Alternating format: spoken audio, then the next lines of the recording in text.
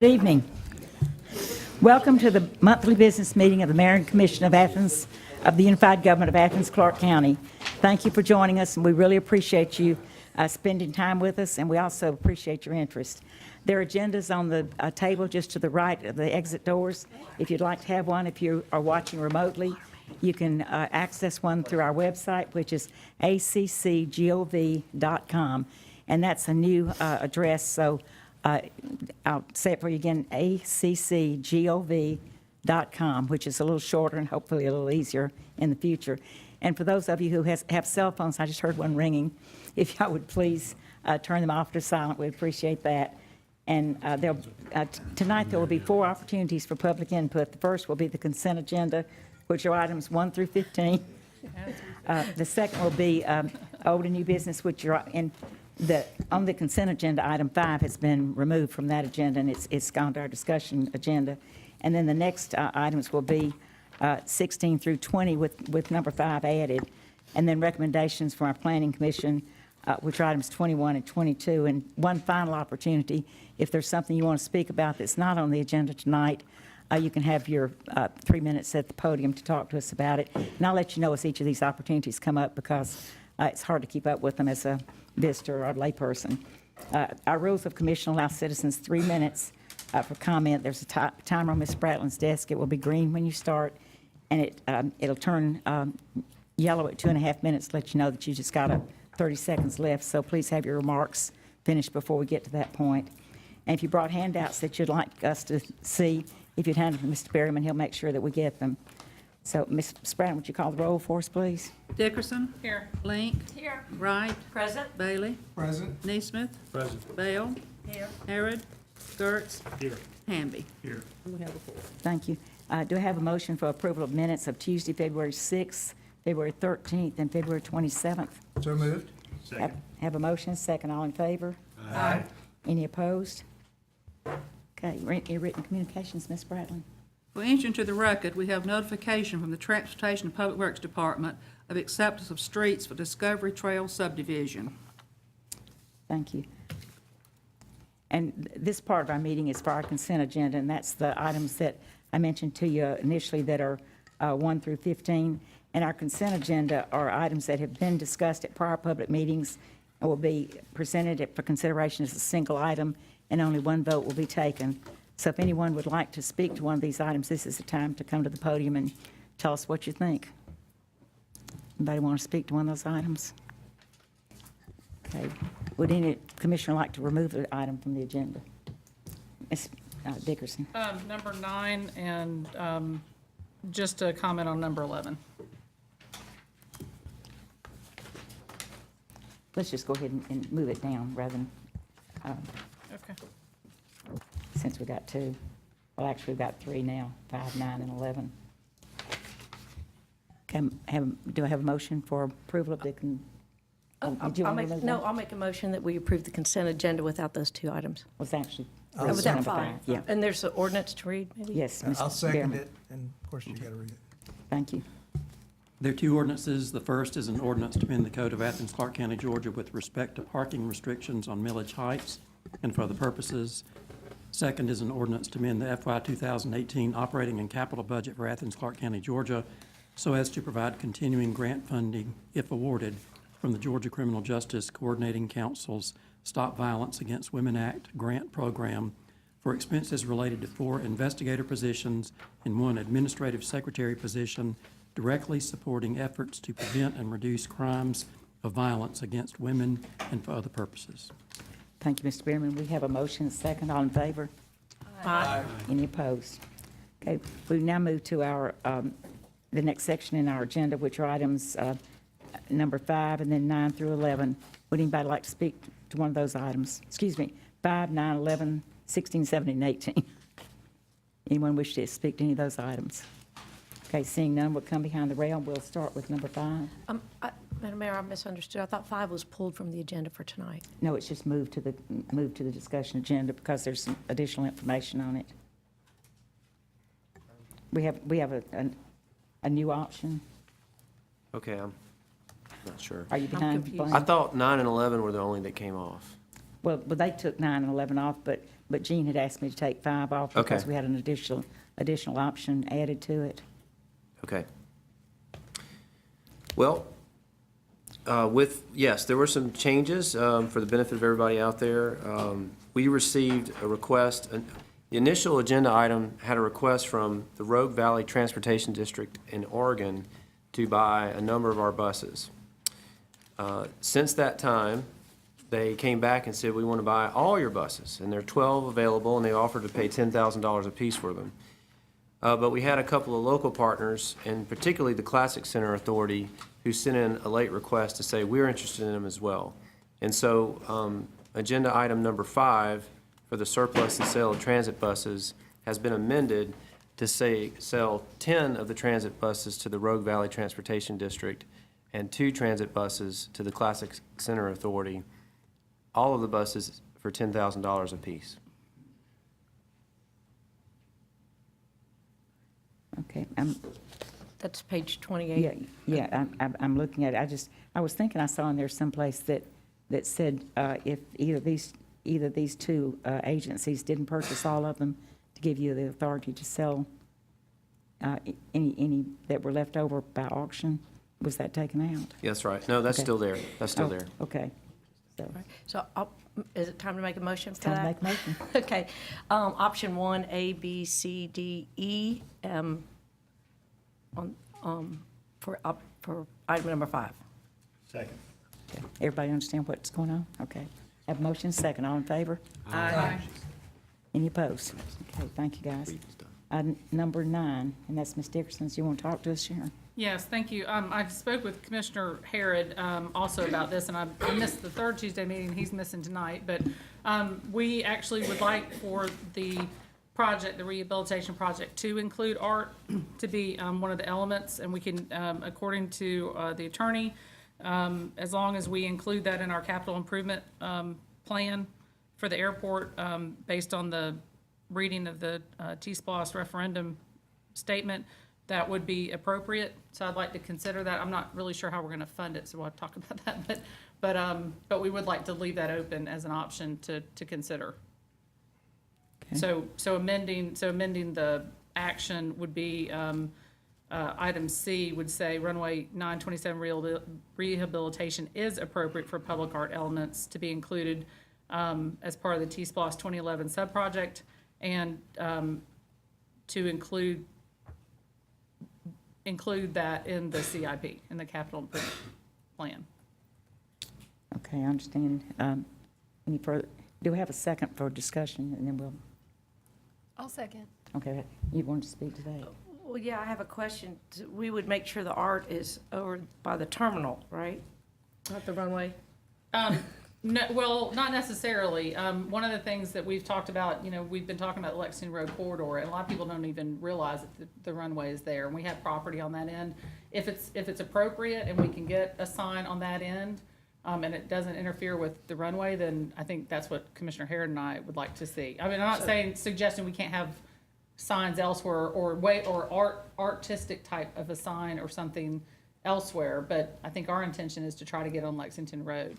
Okay, so, I'm sorry, just No, for please go ahead. clarification, it would be utilizing those funding to have visibility that the airport is there from Lexington Road is where this would be for the artwork. And it would be wayfinding art entrance Yeah, signage excellent. kind Okay. of stuff. I mean, we just don't want to lose the opportunity. We think it's a good opportunity. I agree. Kelly? Wayfinding and art are 2 very different things. Yeah, Well, I have a problem I think with it'd this. be, you have to be careful the way you did it. Yeah, we're not approving, are we approving art or are we approving wayfinding? And Wayfinding is art. that's a puzzle in my mind. I can't support something this fuzzy. well, again, I think the concern is or the interest is to basically point out that the airport is there. There's several different things. I mean, we've had, and I don't even know if this is a possibility, but we've had people who said they have an old airplane that we could place, and then we could have a sign that says airport ahead, but that could be an art, or, I mean, I think art is, relative at this point, but the idea would be it would be an artistic sign that would also perhaps serve a purpose of wayfinding, So of pointing people. what kind of money are we talking about, and where's it coming from? That's What's the percentage and what would it be of this? Well, it's, you can do one of two things. You can just, the convention has been up to 1%. And so that could be up to $100,000, but you can establish an art budget for something less than that if you like. And once more definition's been given to this and spoken with the airport authority, it could come back to y'all for consideration. So does that mean we vote on this tonight, or you come back to us for consideration? Well, you want to keep it eligible. for Yeah, the- I'd like to keep it eligible. I'm not saying we're voting on money or All right. anything. I'm just saying, let's not go ahead and All right, so take it off the just list. change C so that it's eligible.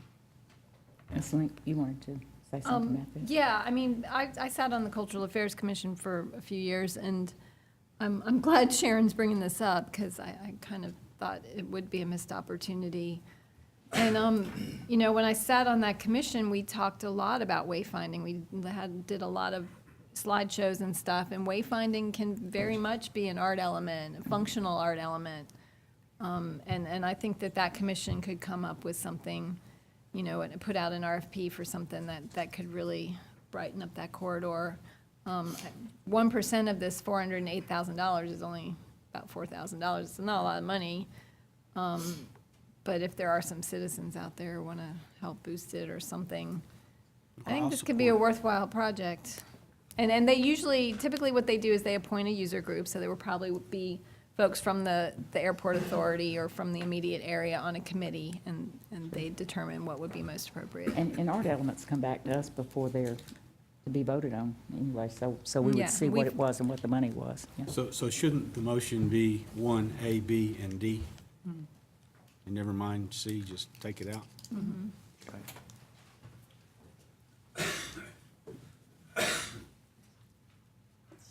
I think it would be fine, but I don't think it hurts to keep it in, because I think Sharon is trying to make sure that it doesn't get lost in the shuffle. So by having it in there and saying that it is appropriate would make it clear. So, y'all okay? Okay. I have a motion second. All in favor? Aye. Any opposed? Okay. Thank And now we're going to, you took another one off, Sharon, was it 11? Yeah. Now we'll move to item number 11. Yeah, and 11's just it was a misplaced modifier, the way the motion read, so it says on, I guess it'd be 1B, the last sentence, it says premiums will be based on experience in years 2 and 3 with an option to renew in years 4 and 5. And the premiums are gonna be based on actually year 1. The premiums of year 2 and 3, or the premium of year 2 is gonna be based on 1, premium of year 3 is gonna be based on year 2, you follow me? So it's rewrite. I think, Blaine, did you have the way to say it, how we changed it? Yeah, I think you're absolutely right on the concept. In essence, the future premiums will be based on the previous year's claims experience. Right. So, Just trying to clear it. I was trying to think where you sent me that, and I can't find that wording now, but. well, I think you said it best. I think premiums in year 2 will be based on claims experience of premium of year 1. Premiums in year 3 will be based on claims experience of year 2, and so on. Yeah. So I'm just asking that language be changed. I don't know, is that considered an amendment or just a clarification? I think it's clarification, Okay. because I think that was always the intent. Yeah, it was. I just, So that's a motion? yes. Steve? Is there a motion with a commission-defined option here, or are we just voting straight up? It's not really the commission-defined option, it's just clarifying the language. Well, are we changing the language? I don't believe it's a change, but I haven't gone back and reread it because I just heard this for the first time. Well, if you read it directly, if you listen to it, you'll understand. So premiums will be based on experience in years 2 and 3 with an option to renew in years 4 and 5. You can't base your experience, I mean, the premiums are not based on years 2 and 3. The premiums are based on year 1. I understand, so are we changing the language? Is this a change? Is this I motion mean, I think it makes it commission-defined more clear. option? Well, it does make it more clear. The idea is that this is a 3-year contract, and the way that it's worded is exactly what you're saying. And so the premiums for the next 3 years are totally based on claims experience. And then when we go back to renew, there may be a renegotiation. Yeah, So maybe that's the best way to say it, is premiums will be based on I claim understand that. experience. Are we changing the language of the motion? Yes. Okay. It's changing the language, but not the, not, No, I understand. Yeah. so, Okay. sorry, I mean, are you asking a question, or do you want it? I'm you think it asking a needs- question. do you think it needs Are to we be voting dealt on a with differently? commission-defined option? Sure. don't- That makes everybody happy. So I will ask that the language be changed so it says premiums will be based on previous years. Well, Ms. It Bratton's claims not the attorney. experience. Let's ask our attorney, does it need to be a commission-defined option, or is it just a Well, as I understand it, clarification? the commission-defined option is where a draft ordinance is sent out ahead of time, and that's just the label on the ordinance itself. We've never done commission-defined options just on motions like this, so it's Well, we up to the have. commissioner to articulate the motion initially.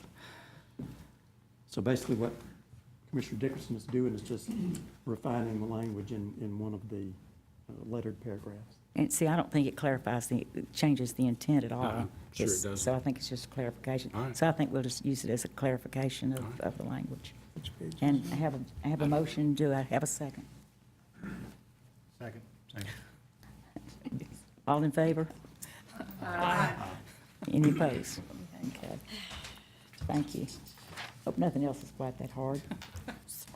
Item number 16 is our next item of business, and this is our pavement maintenance program. Would anyone like to open discussion on that, or make Mr. Link and then Mr. Gertz? Yeah, I had a couple questions during our agenda session about the process moving forward with this resurfacing these roads, now that we have TSPLOST money coming in and we can do a whole pile of them, and how they overlap with our bike ped master plan, which was presented in a work session but hasn't been approved. It's still in draft phase. Staff answered some of my questions and noted that these streets will be compared to the bike ped plan in process. And I also had some questions about some of our suburban streets and streets that could connect these neighborhoods to routes on the bike ped master plan.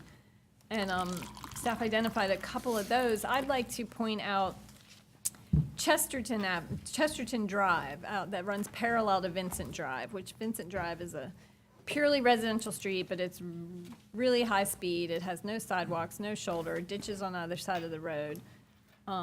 Chesterton has a little bit of a speeding problem too. I'm sure it doesn't meet the thresholds for our traffic calming program, but I hope that staff will consider looking at that street for the side striping, narrowing within the neighborhood streets that could help make it more walkable. And it could be an alternative route from Vincent Drive and all that dense development, a lot of working class and low-income communities out there, and it does connect to a park, to our Holland Sports Complex. So I hope that we'll take a look at that and some of these other suburban streets for that kind of treatment. And I also had questions about Washington Street through downtown, a 3-lane, one-way street through downtown. And from what I understand, that's not being considered for the 2-laning treatment that we're considering Clayton Street for, because we'll probably need that 3rd lane for loading while Clayton Street is undergoing all its streetscaping. I was gonna ask the manager if he could explain that whole process and the possibilities for revisiting Washington Street in the future. Sure. Well, and the response that we gave to the mayor and commission was, because of the changes that we're introducing to Clayton, especially during the Clayton construction, the access to those loading lanes and some of the lanes will be restricted. So that's sort of, Washington will be our overflow. I think we'll learn some good lessons, hopefully, when we go through the Clayton streetscape that we could apply to a future Washington project. Looking at landscaping, loading zones, parking, all those things. And Washington is not in great shape. you know, and we pushed it for a couple of years, and pavement deteriorates quickly once water starts to infiltrate and get in there. So we would say, let's go ahead and repave it, and in the next few years, come back with a thoughtful look at how we do that. So does that mean that Washington will get that kind of temporary paint instead of that thermoplastic application? So we don't have to go back and grind the lines off it if we do decide to reconfigure it?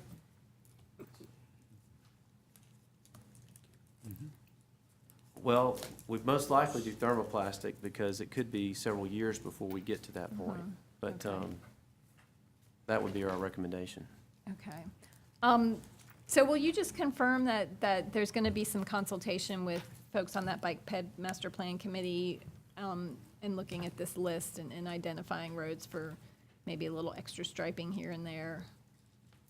We can certainly talk about, you know, what are best practices for that type of thing. But when it comes to selecting specific streets, we may want to come back and revisit that with y'all. Okay, because I sat down with a couple of folks, well, from Bike Athens and Georgia Bikes, and we went through the whole list and looked at Google Maps and talked about different streets, and we've definitely identified streets that could really benefit from very simple line striping treatments that could help connect into that whole plan. So, but, with that, I'd like to propose that we adopt this item. Mr. Gertz was next, and I'll get back to you. Yes. Thank you, Madam Mayor. I have a request that I might have brought to the end of the evening, but given that there are a couple streets here, I can bring it up now. So both Town Square Lane and Town Square Drive that are on this list, which I think are fine for repaving themselves, are accessed via Fritzmar Lane. For those who were here several years ago, we approved a planned development for the Oaks Retirement Community, and part of that planned development was that upon construction of the second phase of that retirement community, the developer was going to pave the segment of Fritzmar that's currently a dirt road. It seems like that second phase is very far out in the developer's plans, so I'd be interested in knowing what staff's proposal might be for paving that segment of Fritzmar. I mean, it's probably a couple hundred feet.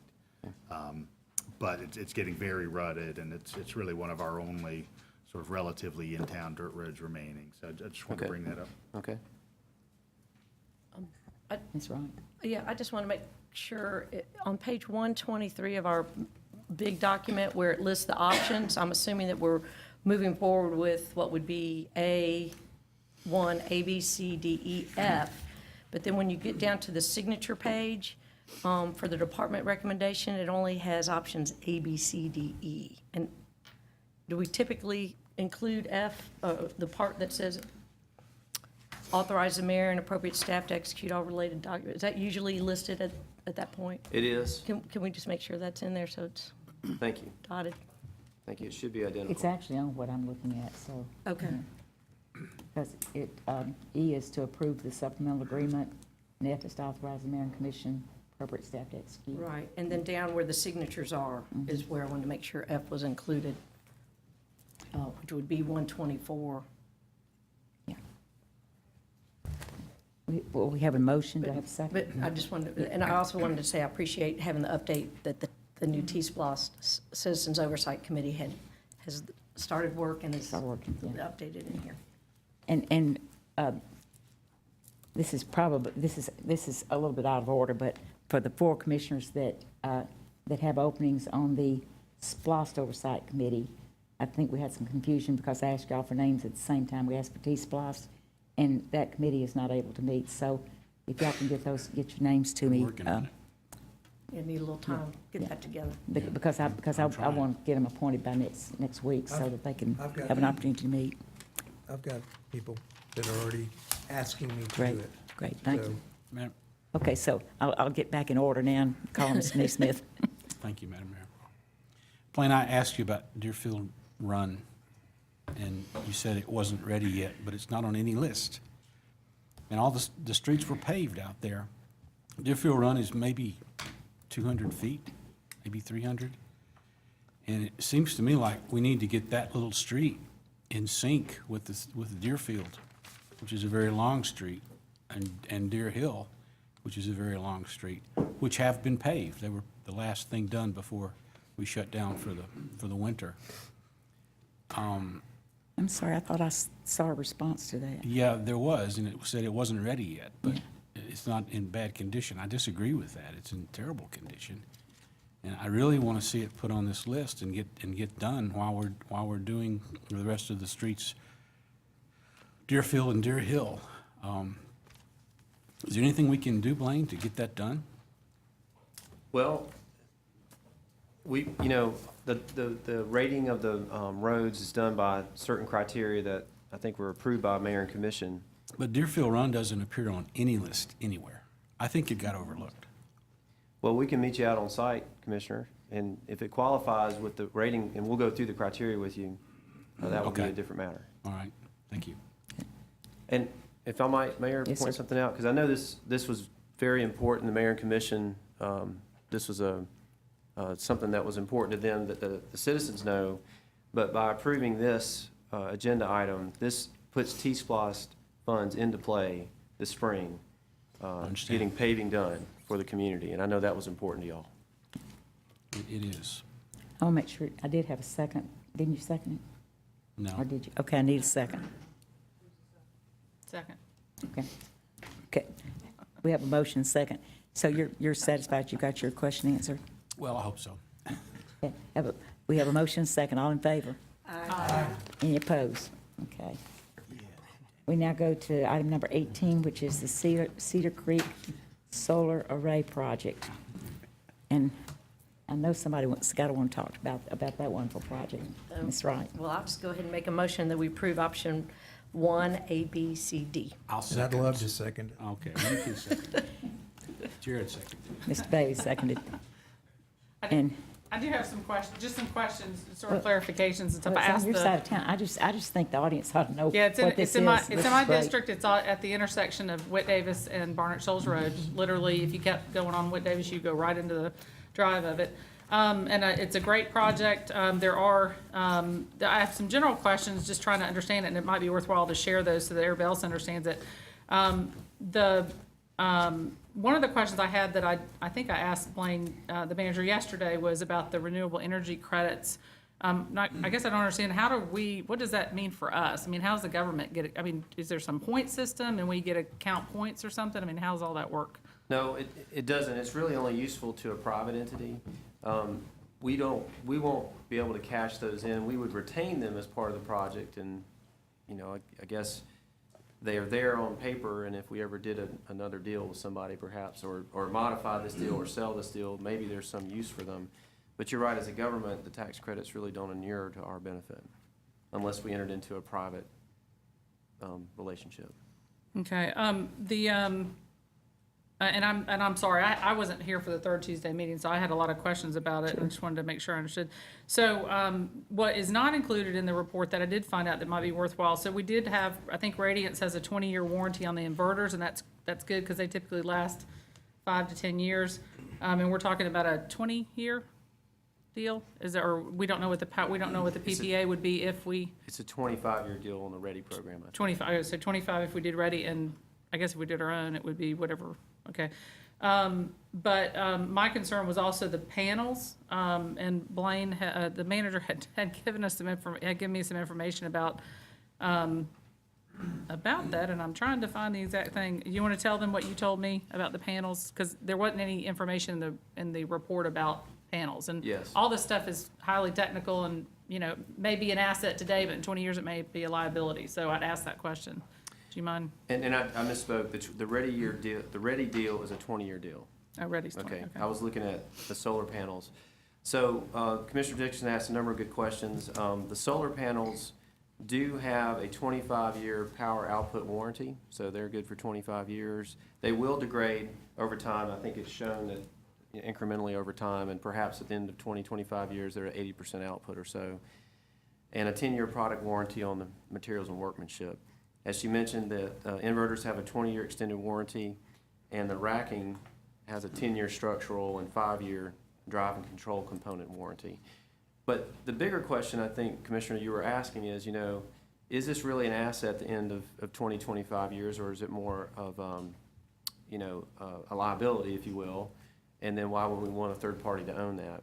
I had some further conversations with staff, and they helped me to understand that really, when we, what's called reskin this in 20, 25 years, there's a lot of project costs that are already sunk. The grading, the racking, the conduit, the wiring, all of that's already in place. So I think conventional wisdom would say that the technology will be less expensive in the future, and that power costs will be more expensive. And so this will be somewhat of an asset for the future unified government. Okay, and so with that, the one question I didn't ask you that occurred to me, if we're using essentially the service delivery plan, which sets aside money each year, and we've got that $1 million now, are we gonna begin to set aside money now for the next 20 years in order to be prepared to replace it or fix or maintenance or any of that? Will we start seeing that in the service delivery plan? Well, I mean, we could create a sinking fund, but I think that much like we did this in the future, when that service delivery plan is adopted close to the sunsetting, if you will, of the asset, that future mayor and commission would appropriate that money through the current ratepayers' contributions to fund it. But that's up to y'all. I mean, if you want to take the formal step to do that, we can discuss that and further. Okay, well, we can talk about that during the service delivery plan update and stuff. I was just kind of curious if it was already that staff had already sort of expected to do that or planned to do that. So. No, but I do appreciate your point because, tracking our life cycle costs and making sure they're funded is very important in our enterprise funds. It is. Okay. Madam Mayor? Yes, I think it would be a benefit for us to discuss this so the public knows what we're talking about. I think so too, because it's one of our more exciting things we've It done in really a long is. time. And And I would so- love for our manager or whoever is the most Yeah, so perhaps the manager logical could discuss items 9 and 10, which are the two options, and what the electric offset is that first year, and let everybody know. Yes, sir, thank you. And I guess I think we all learned a little bit from this exercise about how much power our water reclamation facilities actually use. And if you take our water treatment plant and our water reclamation facilities, or sewer plants as folks know them, that they utilize as much electricity as all other facilities that we manage by a factor of 3. And so this mayor and commission a few years ago approved a service delivery plan that set aside $1 million to put a solar array. And Cedar Creek is our smallest plant, so we wanted to try that there as a pilot, looking to expand up elsewhere. And so what staff did with mayor and commission direction is bid this out, and the most cost-effective, quickest return on investment for the unified government that makes financial sense while making environmental sense as well is to enter into and it's a lottery program, so we may or may not be accepted, but partner with Georgia Power through their a program where they will buy all of the power generated by the solar array and put it back on the grid. And then they would credit to our bill at an agreed-upon rate to offset the power that we use off the grid. So they're buying the green energy from us, and they're giving us a credit through a pre-approved rate over time. At the end of the 20-year period, we will own, again, what's left of that asset, and we can, future mayor and commission can augment that and reinvest in that for the next 20 years or so. And what's the payback time on this for us to have gotten our money back for the It's investment? 17 and a half years. 17 and a half years. Which I'd like to point this out too, because, and Commissioner Dixon, we talked about this. If you're a business person, you're looking for a 7 to 10 year return. And so somebody might say at face value, this doesn't make sense. But we're talking about a 25-year asset life. So if you get your return on investment in less than 25 years, then you're doing good. And 17 and a half is what this calculates out to be. And this is going to provide something like 40% of the electricity for that plant. That's right. Yeah. Solar, yes, it will offset 40% of that power production, which, as you've heard, is not small. It's about So- 1.2 gigawatts. So we're going to save money, but we're also doing something very environmentally friendly. So that's why I just think it's an amazing project. And I think we'll get better and better at doing it as we do them too. So thank you. It is a great project. Did we have a Thank second? you. I think we did, didn't we? Okay, have a motion second, all in favor? Aye. Any opposed? And thank you for asking, Jerry, because I think it's important to let our citizens know what we're talking about. Number 18 is authorizing $8 million loan for the TSPLOST 2018 program. And I think that probably needs a little explanation, but need a motion and a second first, and then we'll discuss. Well, I want to thank staff for really putting this plan together. We're borrowing a little money up front to get our TSPLOST projects off the ground without taking out a huge bond and all the expenses that would be. So this is an $8 million line of credit, which we can use as little of or all of as we need going down the TSPLOST expenditure path, including being able to use, $8 million now, paying it off, and going back to the well to borrow some more just to keep the projects going. So I think this is a good idea. It's a good use of the interest money that we have to pay here. So I'll make a motion that we accept this contract. Motion and second. Any further discussion? Mayor, I'd just point out, Yes, sir. this was the mayor and commission idea to do this, and I hope you will approve it, because that's what we're going to do, is borrow some of that money to do the paving item you've already approved. So. I hope so, too, because I just signed all the documents. What if we do? I'll have to tell Bill to shred them. All in favor? Aye. Any opposed? Okay. And item number 19, before we start, will you go ahead and read the ordinance, Bill? Yes, ma'am.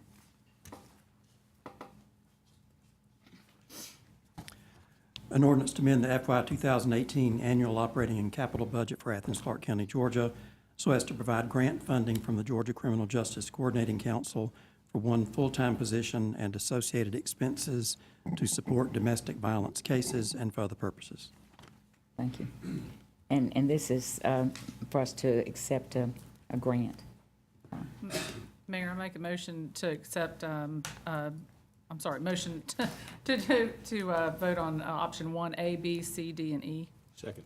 Have a motion second. Any further discussion? All in favor? Aye. Okay, we will move on to item number 20, which is the intergovernmental agreement on the sale of the Reservoir property. Mr. Gertz. Thank you, Madam Mayor. This item allows us to use our Industrial Development Authority as a conduit for transfer of this really kind of failing dam property that really doesn't have any functional use for our current government. I'm sorry, the wording just, It's the way it rolls. there's no easy way to word it. Given that this property has no value for public use, it does have value for any adjacent user who would do any development on the adjacent property, because it provides a low-lying area that can be used for stormwater remediation, and thus making the neighboring property more value for any future use. So it makes a lot of sense just in terms of having these two properties combined for the benefit of both. So I'd like to make a motion for approval. Second. Have a motion second. Any further discussion? Just a ma'am. comment, just to point out that we did agree in December that the sale, the proceeds from this will go to it's actually going to go into a special revenue fund to address some of the affordable housing that we've got options coming forward, so To the tune of $118,000. about $118,000. Any further discussion? All in favor? Aye. Any opposed? Okay, we're now getting to our items that are the recommendations from our Clarke County Planning Commission, and this is the public hearing and the deliberation time on those, and we do these one at a time, and the rules for comment are a little different. If someone signed up ahead of time, they can have a 10-minute slot, pro or con, and any other comments from the public will be limited to the normal 3 minutes. Anybody sign up for 10 minutes, Jean? No, on this one. Okay. So the first item is the request from Hand Randolph for Barrett Nation Investment Properties for property on South Lumpkin Street, and its proposed use as veterinary clinic. I'm summarizing that a lot. And we have an ordinance, Mr. Behrman. Yes, ma'am. An ordinance to amend the Code of Athens-Clarke County, Georgia with respect to special use approval in the CN Commercial Neighborhood District for a parcel of land comprising approximately .39 acres located at 1697, 1699 South Lumpkin Street, and for other purposes. Okay. And is there anyone in the visiting us tonight that would like to comment on item number 21?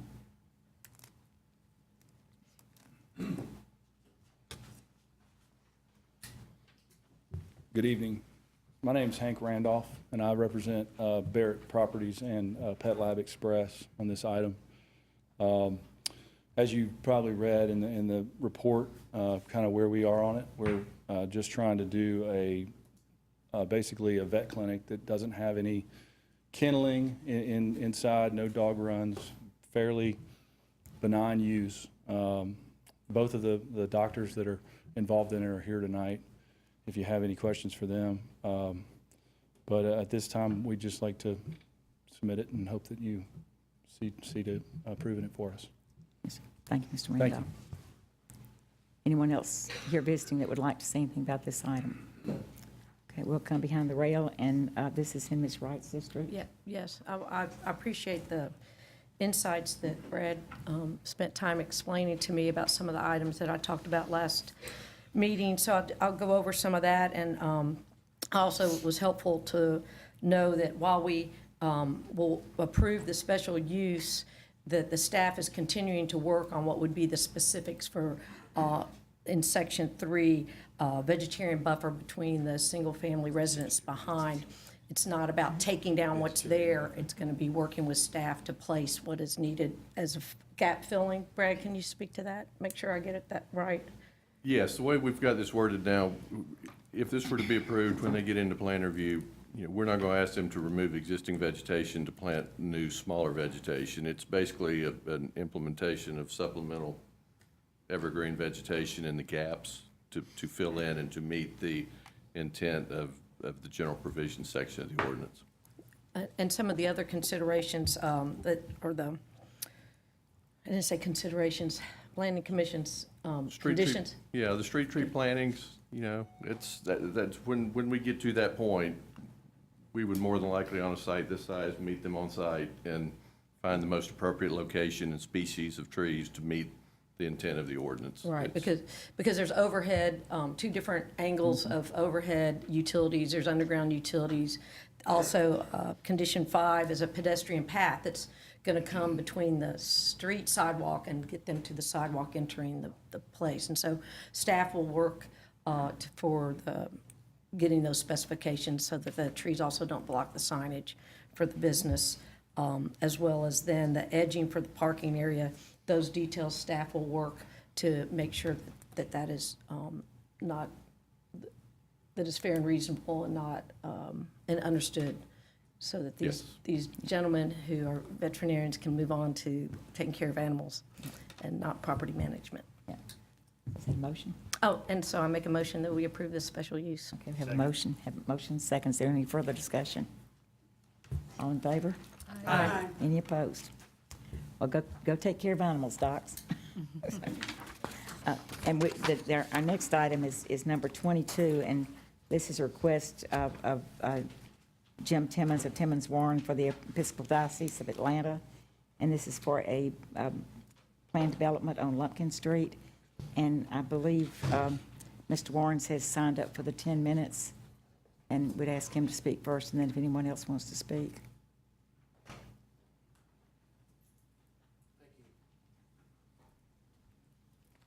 Don't plan on taking the entire 10 minutes, but I'll probably talk more than 3. So when this project was withdrawn the last time, all the objections, both from the University of Georgia and from a number of members of this commission, were duly noted, and all of those objections have been addressed in the new plan. The project is significantly different from the last time. There's an increased setback from Lumpkin Street. The project has a much more modular design breaking. Instead of having one big monolithic building, the massing that was objected to is now more modular construction with actual walkways between the units. There's a larger parking area in the basement, so the mass of the parking is underground. The second level only has access to the university court in and out. The plan specifies in detail the exterior materials that are durable, low maintenance, and environmentally sound. The exit onto Lumpkin Street is properly illustrated, which it was not in the last plan, to show that the existing left turn lane onto Cedar Street will not be obstructed, and in the length of it, it won't be shortened. It'll stay the same. There will be a series of bollards out there to keep people from making left-hand turns into the project and out of the project. There's improved provisions for no left turns. The Episcopal Church will install no left turn signs at the appropriate places. They will also install, it'll be camera monitored, much like the red light cameras.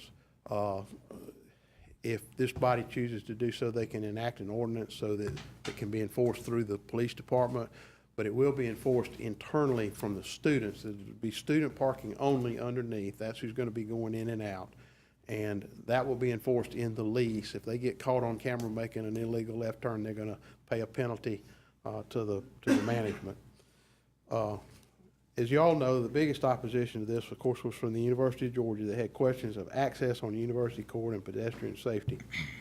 The sidewalk on Lumpkin Street, while it's essentially not changed, as I said, both the plaza in front of the building is set back and the facade of the building is set back.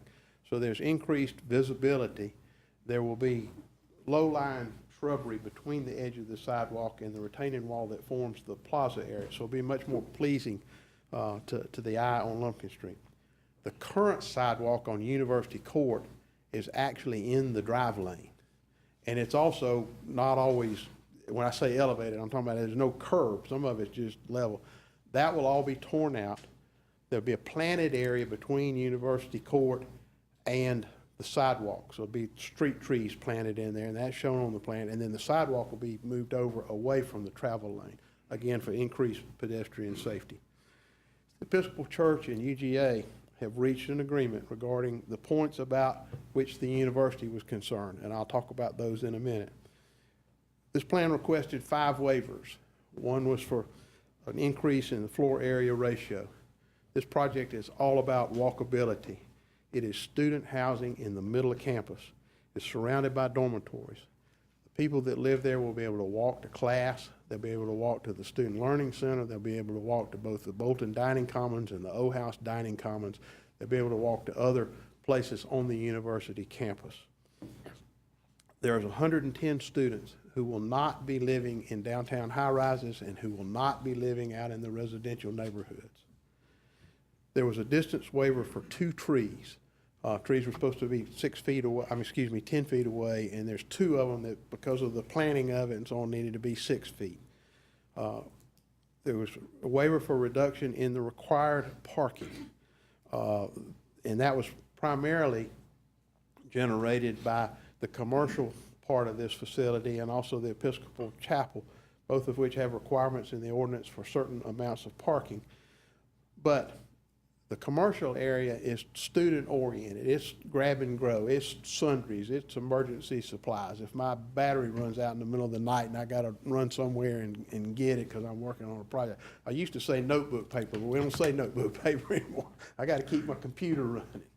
So it's those kinds of things that'll be there. It's not something that any of us are likely to drive to, I guess, unless maybe we have an emergency in the middle of the night on a project we're working on. The residents of the other dormitories can walk to this commercial development. We also are cognizant of the fact that not all students will have cars. Some of the promotion of this is going to be pitched to students that maybe not as affluent as a lot of them that we know that are on campus. And persons coming to the chapel on Sunday for worship will be coming, when the students are gone, or at least some of the students will be gone. So felt like that was a mix. And then one of the waivers is parking under the building. As I said, there'll be one level of parking that's primarily in the basement. And then the second level, the upper level, will be back in the northwest corner of the premises. It will be surrounded by buildings. It won't be visible by the street. There won't be any being able to look through a grill and see grills and headlights because there'll be actual building between it and where that parking is.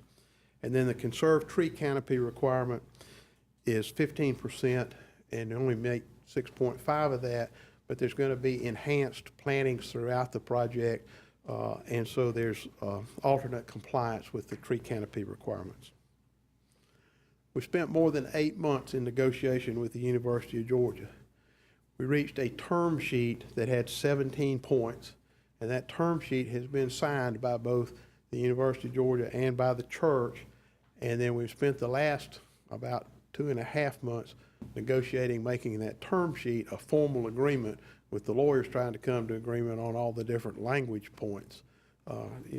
Sometimes I get amazed at how we can argue over stuff, but a lot of it was legitimate. There's 2 conditions on the agenda item that's before you: that the project be built in accord with option A, which provides for access to University Court for the upper level deck. And that's what the agreement with UGA was all about, was to provide for that. And this is the option that all of the parties wanted. It was just, how could we get there? And then the second contingent on the option item is that we have a binding contract with UGA. Well, I can stand before you tonight and tell you the terms have been agreed to. They've been signed by everybody, but they have been agreed to. And so hopefully we will get this signed expeditiously. The option item provides that it be signed and finalized before any permits issued. So we're going to meet that deadline without any problem whatsoever. This is a project that will be an improvement to the corner of Lumpkin and University Court. It's a project that will allow the Episcopal Church to do a complete ministry to its students who are here on campus, but will also be welcoming to other UGA students no matter what their belief. They will be welcome to come and to participate in the community. And the design of the project from the beginning, while the facade has changed and some of the interior layout has changed, the very purpose of this to promote community, to have student gathering spaces, to have places where they could get together and cook in small groups, where they can study together, where they can play together, where they can have recreation. Is all of this will be in one place. This will truly be a multi-use building, and that's what it was designed to do, and that's what it's intended to do. They will have a chaplain in residence so that there will be somebody there both to see that a lot of the rules and regulations are enforced, but also somebody the kids can go talk to when they need to talk to somebody about whatever. And so the church asks that you approve this project to provide an alternative to student housing that is both compatible with the University of Georgia and which will be an opportunity for ministry of the church that will be inclusive to the university and to all of its students. Thank you. Thank you, Mr. Warnes.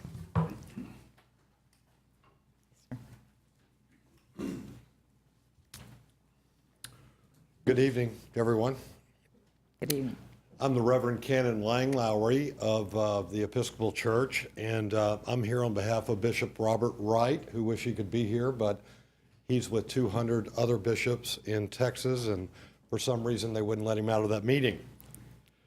Bishop Wright was the inspiration behind the Episcopal House, and he's a very strong supporter of this effort, because not only because UGA is our flagship campus ministry, but because we have hundreds, if not thousands, of Episcopalian students here. The Episcopal House will offer, as Jim said, an alternative community to Episcopalians and others, regardless of faith, who want to, we call the concept, live, study, and pray. We have a special scholarship being raised to help students in need who do not have money to attend college and pay for student living. That will be in play, and we'll also want to give them benefits of a chaplain and also a real intentional place to study. And the only thing I disagree with Jim said, we hope they're in chapel every day of the week and not just Sunday. I want to say that we've gone to extra expense to make sure the construction and materials have been upgraded for long durability and meet the high standards for not only tenants, but the university and the city. Also, I want to say that we've searched around the country and we found the greatest of technology to control a lot of the ingress-egress issues and parking controls. We're very excited about that find. Last year, we brought the project to the commission. It was suggested we go back and we seek the university's blessing. We did so, and after months and months of meetings with the university architects, with the police chief and others in governmental affairs office, we're very pleased. We're very pleased that we have a much better project that includes reduced parking, less traffic, and added safety for pedestrians. I just want to also add that this is less traffic coming from our property today than it will be tomorrow. So it's an improvement for that intersection. I also want to thank the University of Georgia for giving us agreement on the license. I have signed the agreement. Their signatures come from the regents. The church has gone to considerable extra expense. You'd be surprised how much money we've invested in this project to make these changes. We're appreciative of staff's recommendation on this and the Planning Commission. We really earnestly believe this is a win-win project. And we just ask that you prayerfully consider that and know that we believe this is just going to be a terrific ministry for our students and other students on campus. So we thank you for your consideration. Thank you. Sir, would you mind giving us your name again, because I wasn't sure. Lang, L-A-N-G, Lowry, L-O-W-R-E-Y. Okay, thank you.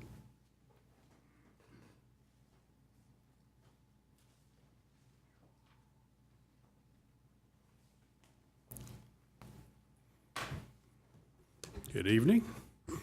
My name is Ralph Edwards from Atlanta, and I'm assisting the church in the development of this project, and have been pleased to be involved for almost a year now. And it's been said, many of the things that Lang said, but I have to tell you that I've been in this business 50 years, and this has been one of the most interesting challenges and opportunities that I've had. And the good news is that the results have been very positive. I mean, a year ago, I would have classified ourselves as acrimonious, and right now it's marital, actually, for the University of Georgia. And it's been interesting, but it's also been productive, because as Lang said, in the process, I think we have a better project, better design, better scale, less parking, more safe, bigger setbacks, and I attribute that to the University of Georgia in their insistence that we have a first-class project here. The other thing is that it provides an essential product. On-site dormitories, as you know, are in big demand, and one with a chapel is quite unusual. The other good news is we have a team that's been put together. It includes the planning department, it includes the church, it includes the University of Georgia, and I invite you to be the fourth member of that team and help us support this project. Thank you. Thank you, Mr. Edwards. Anyone else wish to speak to this item? I'm Allison McCulloch. I live at 465 Millage Circle. Thank you for the opportunity to speak briefly about the Lumpkin Street redevelopment. I serve as Director of Community Relations for the University of Georgia, and I'm here speaking on the university's behalf. Since the Mayor and Commission last considered the redevelopment plans for 980 Lumpkin Street, the University of Georgia and the Episcopal Diocese have had extensive discussions regarding the master plan development for this parcel of land. From those discussions, as you've heard, a non-binding term sheet was developed, primarily concerning access to University Court, and all of those terms were incorporated into the access agreement that has been discussed tonight. As of lunchtime today, we all took a deep breath and let it out. The university and the Episcopal Diocese have reached verbal agreement regarding this binding document. And while it has not been executed at this time, barring any unforeseen issues that might arise, we anticipate the document being signed in the next few weeks. So here to let you know, the access agreement is going to the right people to get it signed. And if you have any further questions, I'd be happy to answer them. Thank you. Give us McCulloch. Anyone else wish to speak to us? Okay, we'll come behind the rail, and this is Ms. Bell's district. And we're going to have two votes on this. So I'd like for Bill to go ahead and read the ordinances so we won't mess up. The first is an ordinance to amend the Code of Athens-Clarke County, Georgia with respect to amending the official future development map of Athens-Clarke County by changing the designation of 3 parcels of land comprising approximately 1.130 acres located at 980, 984, and 994 South Lumpkin Street from community institutional to Main Street business and for other purposes. The next is an ordinance to amend the Code of Athens-Clarke County, Georgia with respect to rezoning 3 parcels of land comprising approximately 1.130 acres located at 980, 984, and 994 South Lumpkin Street from commercial office to CNPD, commercial neighborhood plan development, and for other purposes. Thank you. Ms. Bell, would you like to Yes, speak to before we this? consider voting, I would like to commend the compromise, the collaboration, and the communication that's gone on this project.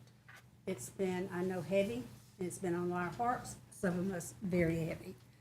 But I think today was a turning point, and I am so grateful that we're at this point now that we can vote. Thank you for all the work that y'all have done. My heart is in this because I think it's a wonderful place for a bunch of young ladies and young gentlemen to come to the University of Georgia. Thank you. Thank you. Ms. Hamby? I had a quick question. I think I'm going to be asking the right person on this as your former role as tax commissioner. You know, I can understand that probably the chapel will not be on the property tax digest, but certainly the other revenue generating properties, I'm assuming, will be part of the property tax digest. I won't be moving the forward. decision maker, but I don't know of any reason that it would qualify to be tax exempt, so I believe it will be taxable. Okay. That's what I was anticipating. Yeah, I just wanted to share, since I had some questions that I couldn't get answered while we were meeting last time. I did meet with Jim Warnes and did discuss. So the question I had was the exit of the vehicles and their intersection with the sidewalks. And so what I've learned is that the sidewalks having to be ramped down for wheelchairs so they won't have a curb. And then there's not going to be a raised triangle that is mandating that right in, right out, because it has to be flat for the wheelchairs also to go through. And it's also not big enough to be like a pedestrian refuge.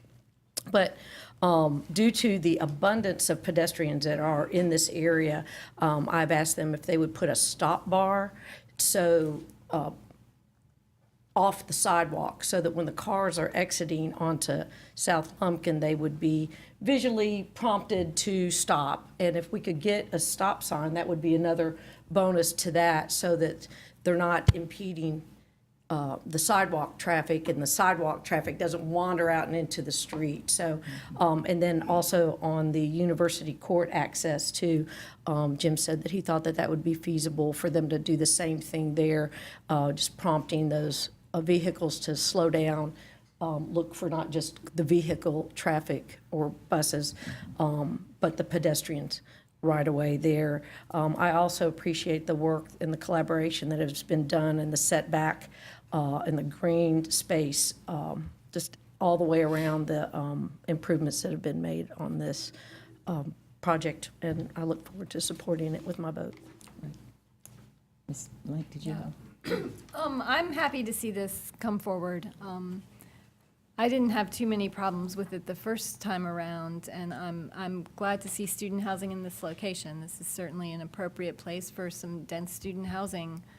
But I applaud the changes. I think it's a really nice design, and I think it's something that we could learn from as we move forward, hopefully, to readdressing some of our design guidelines, this kind of mid-rise facade that steps back to a higher rise, and the broken up forms of the building. It's a more organic feel, and lets light through and lets your view shed see the rest of the surroundings. And I'm glad to hear that there'll be some housing for lower income students. We have a lot of very wealthy students who are moving into our in-town areas, and some of our lower income students really deserve to be able to live close to town and close to campus, especially since they're the ones who probably are less likely to have access to cars. So I'm looking forward to seeing this project come to fruition. Thank you. Anybody else wish to speak to this? We have a motion, Ms. Bell? Yes, I would like to move that we approve for the change of future land use for item 1. We have a motion, do I have a second? Second. A motion, second, all in favor of Aye. change? Okay. Y'all don't even let me finish. That's good. Thank you. You have another motion? Okay, and now approval for the progress with the 2 conditions that have been mentioned. Have a motion, do I have a second? Second. Second. Jean, take your choice. Have a motion, second, all in favor? Aye. Any opposed? Well, thank you, and I will express my thanks too to both the university and the Episcopal Diocese for the great cooperation, and I think you have a beautiful project. I'm looking forward to seeing it go up. So thank you. Okay, and this is the time for anybody who would like to speak to us about anything that was not on tonight's agenda to come to the podium and take you 3 minutes. Yes, sir. Good evening. My name is Sam Raffle, 230 Spalding Circle, Athens 30605. Good evening, everybody.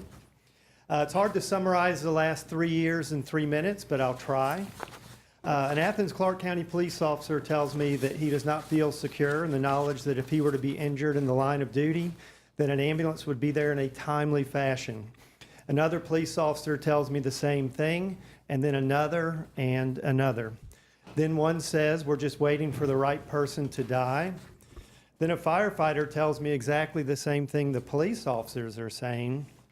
Then my wife comes home from her new job at a Clarke County elementary school and tells me that out of the blue, a coworker tells her that this is a great school, we have great teachers, wonderful kids, but this is not the place you want to be if you ever need an ambulance. I said, what? If an Athens-Clarke County elementary school is not the place to be if you need an ambulance, where do you need to be? Then at an oversight committee meeting, I asked the owner of National EMS in the presence of my son, if my son or a member of my family has a life-threatening emergency, can you assure me that the 911 ambulance designated to cover our zone won't have been pulled to run a non-emergency transport? The question seemed to upset him, and he responded, no. So what am I supposed to do? Accept that? I don't think so. A few weeks ago, I was in a meeting with the Assistant City Manager, the Mayor of Winterville, and Bob Gadd. We added Chief Scarborough to the meeting via telephone.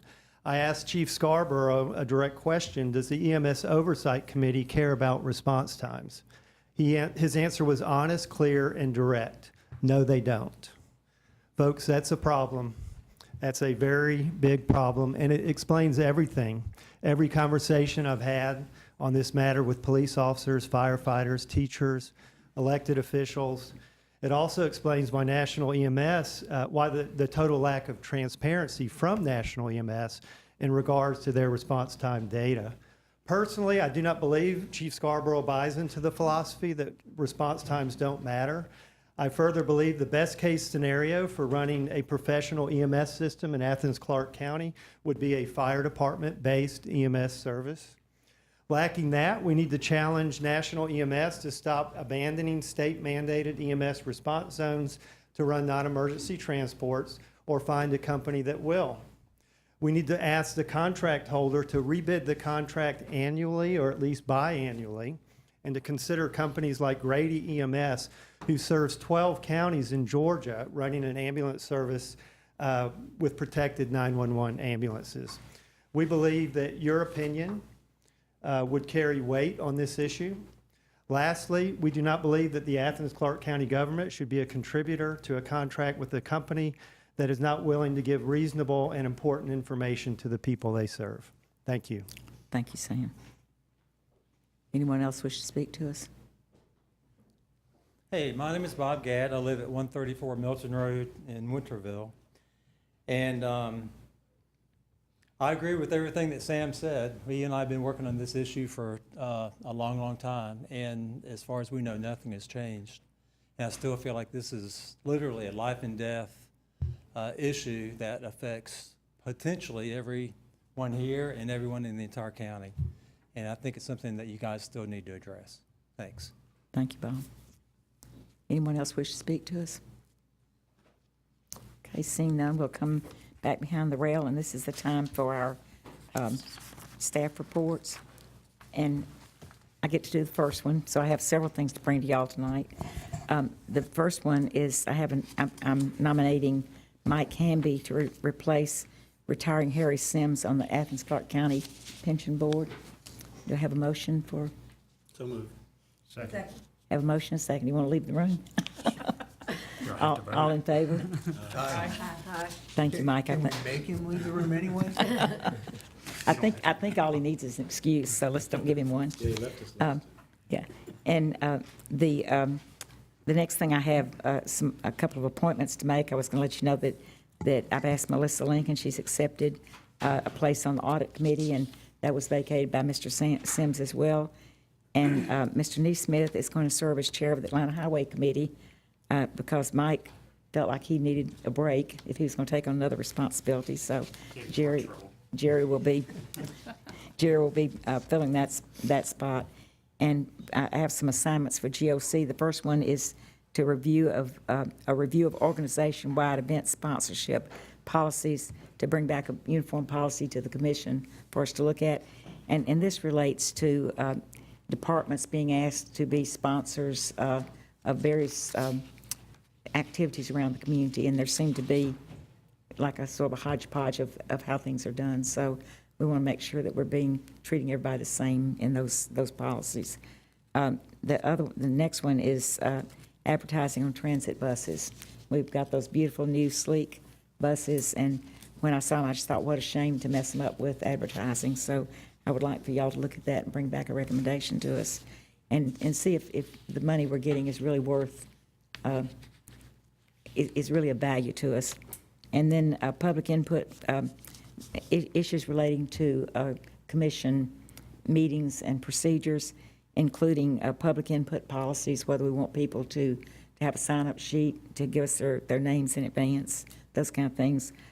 Work session locations, whether we'll have them here. We've had a trial basis where we had 2 work sessions here, and we're going back to the planning auditorium for our next work session. So I want y'all to look at the pros and cons of where we have work sessions and the policies surrounding that, and then meeting times and any other related things like timing of commissioners, if we want to have timing on our agenda setting as well as our commission meetings. So those kind of issues for us directing ourselves is how to behave. And then to the LRC committee, Legislative Review Committee, senior citizen property tax relief is the first one. And that was something that came out of our retreat that seemed to be a consensus of the commission. That's something that we're interested in. And then motorized vehicles on sidewalks, such as on sidewalks, bike lanes, and trails.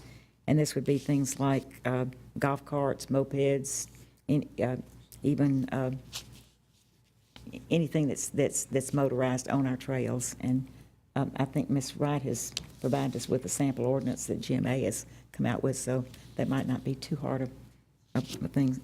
And so that's all I have. Mr. Williams, do you have anything for us? Well, just briefly, we routinely get small grants, which by the procedures of this government, as long as they don't require matching funds or commit future resources or add positions or vehicles, that administratively we can approve. But it is worth mentioning that a foundation that's been very kind to this community, the Riverview Foundation, has given a grant for $50,000 to Leisure Services to build a 30-foot fiberglass bridge in Southeast Clarke Park. And we put several of these bridges up, and they're replacing old wooden bridges that were in pretty deplorable shape. And I think anybody that sees these will see that they're going to last for the future. That's great. Ms. Maddox? No, ma'am. Mr. Behrman? Nothing, thanks. Okay. Well, now we'll hear from our commissioners. We'll start with Ms. Dickerson and work our way around the room. Okay.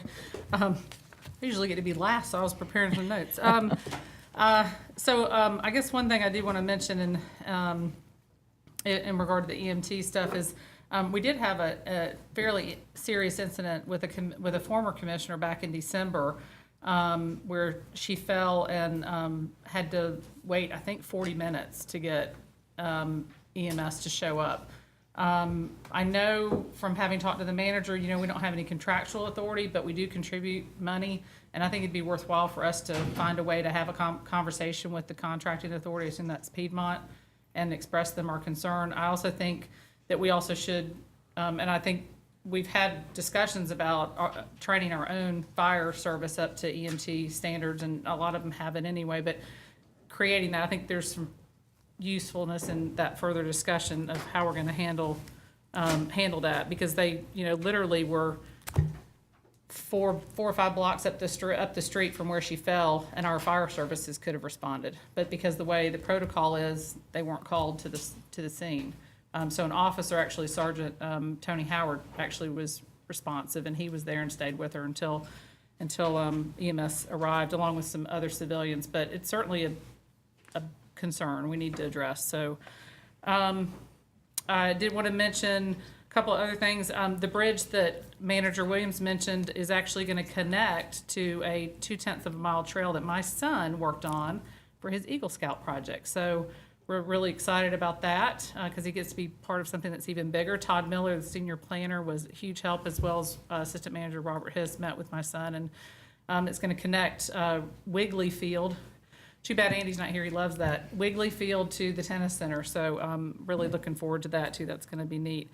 A couple of important announcements. Envision Athens has moved into the implementation phase, and we are still soliciting through Friday, although it would be good to go ahead and let us know now if you're interested in being considered as one of the 3 citizens who will join that implementation oversight committee. You can contact me. My email is on the Athens-Clarke County website, or you can email me at Sharon, and it's spelled with a Y, SHARYN, at envisionathens.com. We have also, I believe today, Mike released the project manager information, I believe, out to the public too. We're looking for someone to manage the implementation, not do it, but make sure we're all of us in the community, the hospitals, the schools, the county government, everybody that's involved in this are moving forward judiciously with the effort. And so if you're interested in that, you can email Emily at emily@envisionathens.com, or me, and we'll make sure that information gets to you. The other thing I'd like to mention again is the East Athens Spring Fling is scheduled for Saturday, April the 7th from 11 a.m. until 6 p.m. And we will have all sorts of fun stuff. I will give a real brief, trying to find my notes here real quick. We will have food trucks, a business expo, Eastside Athens Business Expo. We will have bands, a skate park and BMX demos going on. Our sponsor, our headline sponsor, presenting sponsor is Synovus.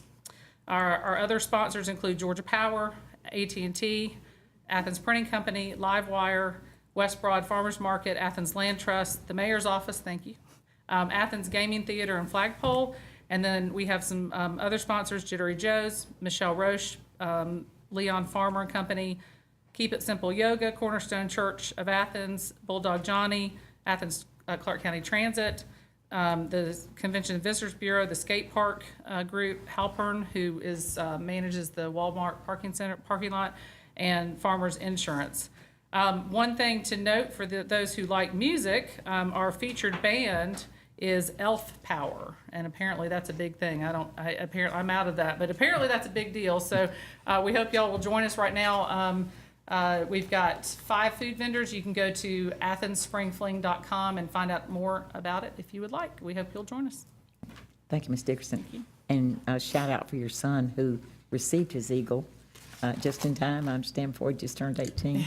Yeah. And he's a really fine young man, so congratulations. Thank you. Ms. Bell? You kind of stole my thunder about the bus, but I've seen several of the buses. They are beautiful.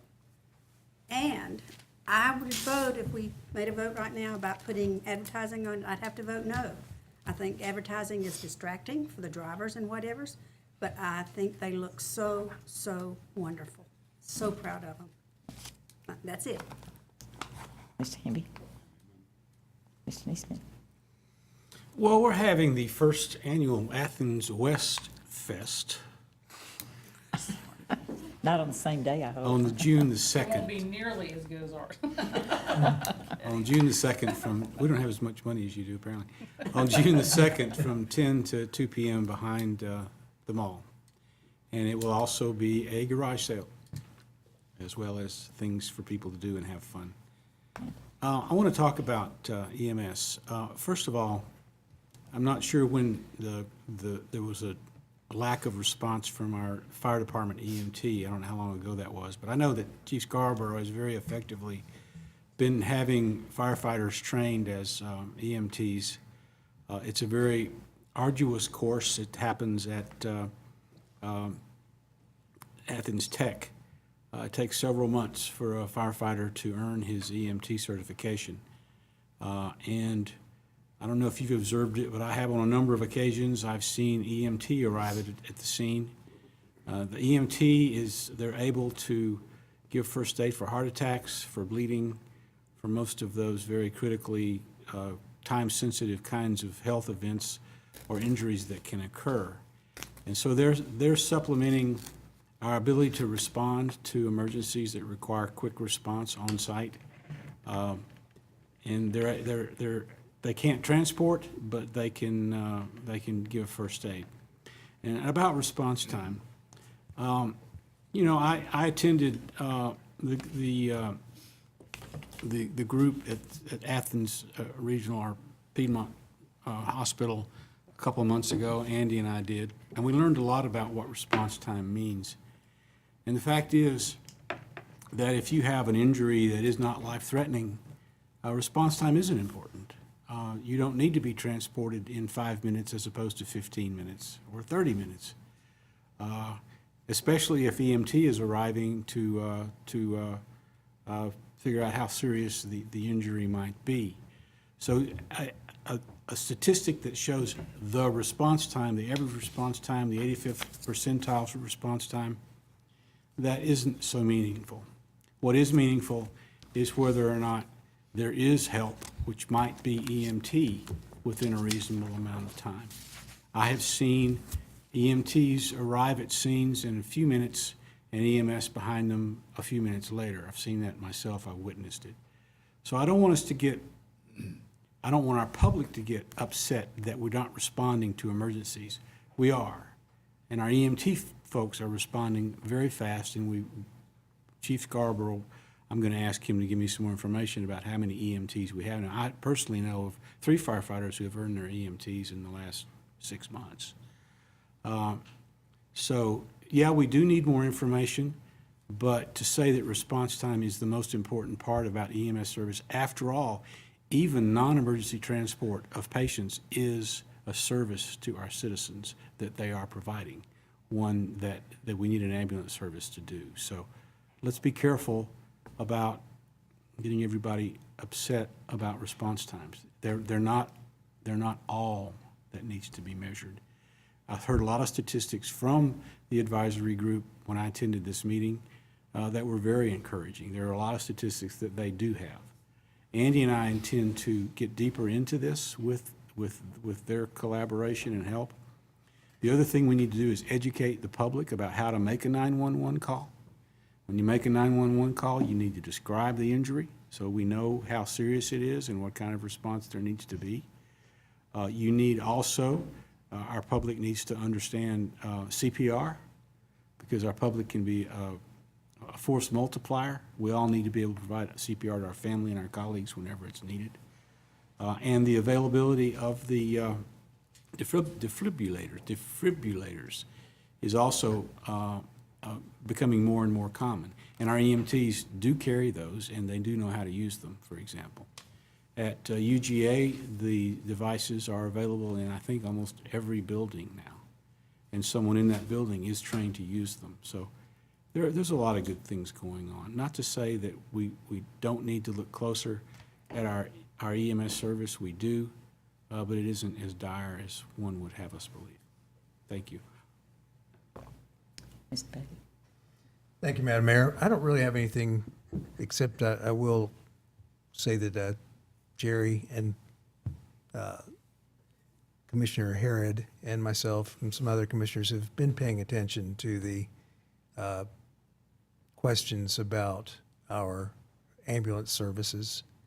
And I think that our selection as Chief Scarborough as our representative to the Oversight Committee has been a very good one, and I think that we, as a community, are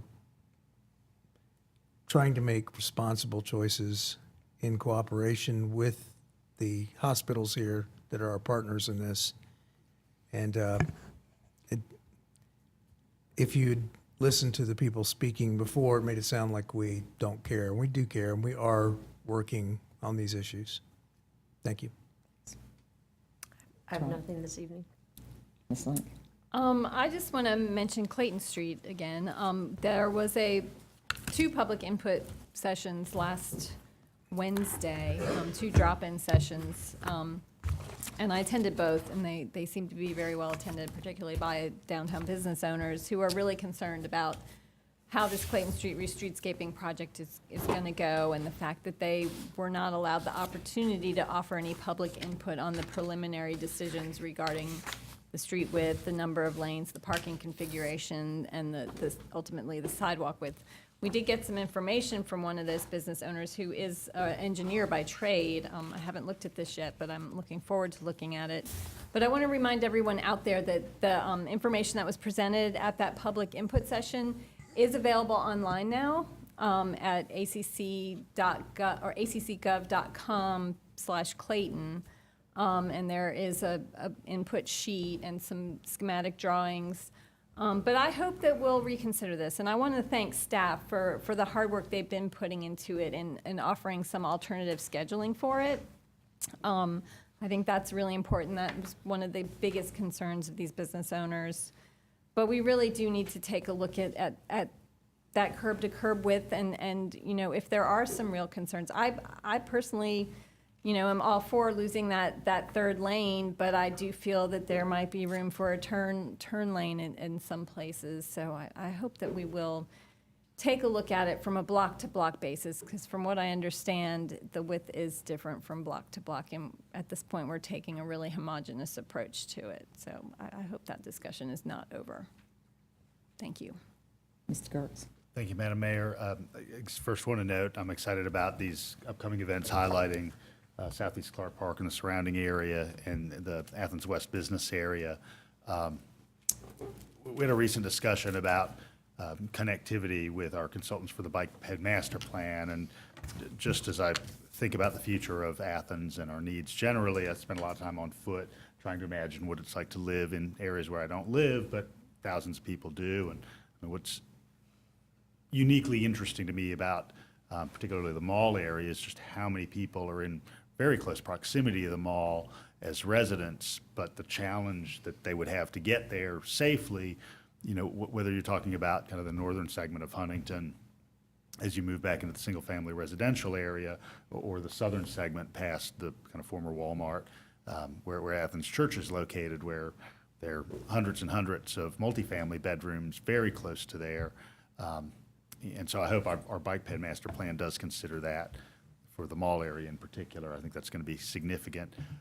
We're also moving into the time when we're going to begin asking county departments and members of the public to begin talking about SPLOST projects for our next SPLOST referendum. I would just like to suggest we might want to consider some public recreational space at or very near the mall. There's lots of generally disused asphalt. And I think about the great recent version of the World of Wonder Park, and I wonder if a similar facility, you know, with maybe some unprogrammed areas would be something that would benefit the public at the mall. So I just want to plant the seed for everybody to think about. Fun fact, Elf Power features Laura Carter, Cedar Shoals High School graduate, among many other members. So longtime East Side roots there.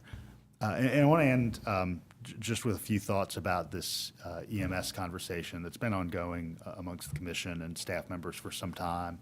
And I understand that response time isn't the sole criteria through which the industry looks at this point. And people in the medical community often talk about outcomes as the kind of chief criteria that they want to look at. But I also do wonder for those life-threatening questions, if there's some correlation between outcome and response time. And I'd like to request through Chief Scarborough, if he could ask us about that data over a long period of time. Can we correlate specific maladies, response time, and outcomes, particularly for those life-threatening cases? And what can we do as a government? Obviously, we provide this $100,000 supplement to the service, which is really kind of a drop in the bucket in the overall operation. But are there some other things we can do? Can we incentivize more of our fire department personnel to become certified in the way that Jerry described? Is there any kind of supplement that we can provide them, either for that training or for having that knowledge as an ongoing asset for our government? And can we also take another look maybe at the way that our 911 system operates? Do we need to go to a more consolidated system? I've had some experience talking with constituents who've had to pass from one element of the 911 system, the sort of generic system, to the medical side, which caused some delay that was just challenging to them, practically speaking, while they were on the phone. And I know that would come with some cost to the taxpayers, but if there's anything that it's worth doing as a public institution, it's providing safety for our citizens. I'd be interested in knowing what that more consolidated 911 system could look like. So I think that's everything on that matter, and I'd like to make a motion to adjourn. Second. All in favor? Second. Any opposed? Thank you, everybody. Aye. Hey.